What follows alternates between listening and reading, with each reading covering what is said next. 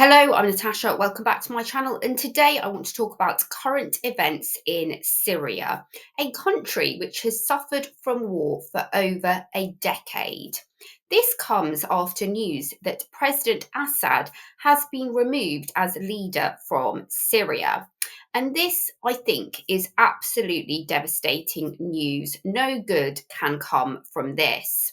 This has not just been a civil war, but an international war fueled by foreign countries, especially the US and Israel.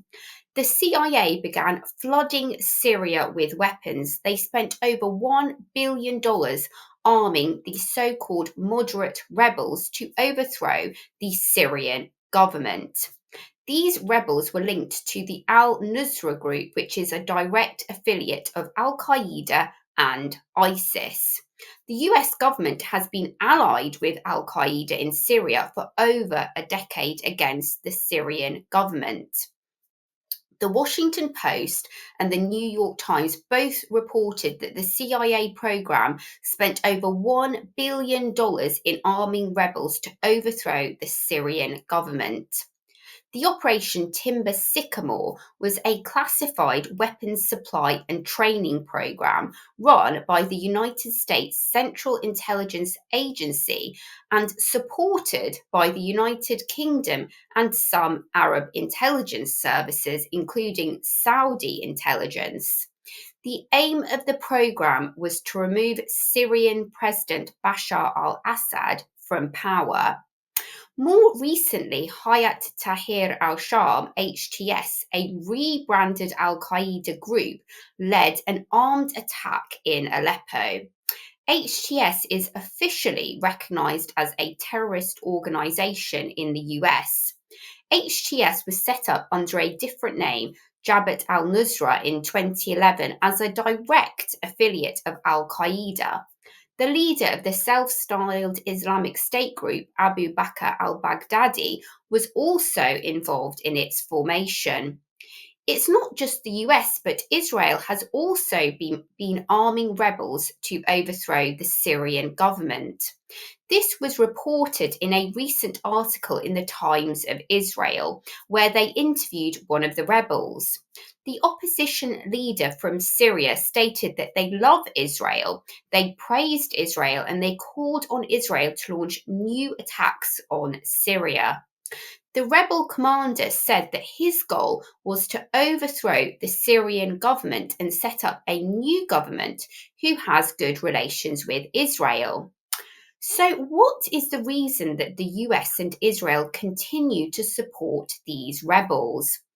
The US and Israel were trying to divide the axes of resistance, Hezbollah, Iran, and Syria. The US and Israel were trying to divide and conquer, cut Syrian ties with Iran, and end support for Hezbollah. They were also trying to gain control over the multiple trade routes that exist in the Middle East, such as the Bab al-Mandeb Strait off the coast of Yemen and the Suez Canal, where millions of barrels of oil are transported on a daily basis. According to an Israeli think tank that does contract work for NATO and the Israeli government, the West should not destroy ISIS, a fascist Islamic extremist group that is committing genocide and ethnically cleansing minority groups in Syria and Iraq. Why? The so called Islamic State can be a useful tool in undermining Iran, Hezbollah, Syria, and Russia, argued the think tank's director Ephraim Inbar. By cooperating with Russia to fight the genocidal extremist group, the United States is committing a strategic folly that will enhance the power of the Moscow, Tehran, Damascus axes. The strategy suggested by Inbar, that of indirectly allowing a fascist Islamic group to continue fighting Western enemies, is not necessarily a new one in American and Israeli foreign policy circles. It is reminiscent of the US Cold War policy of supporting far-right Islamist extremists in order to fight communists and left-wing nationalists, such as the war in Afghanistan in the 1980s. However, I believe that there are many problems with this approach, not least because the West is literally supporting jihadis. According to the Institute for the Study of War, jihadi military organizations are the greatest threat to the security and values of American and European citizens. ISIS and Al Qaeda pose an existential threat because they accelerate the collapse of world order, provoke domestic and global trends that endanger Western values and way of life, and plan direct attacks against the US and its partners.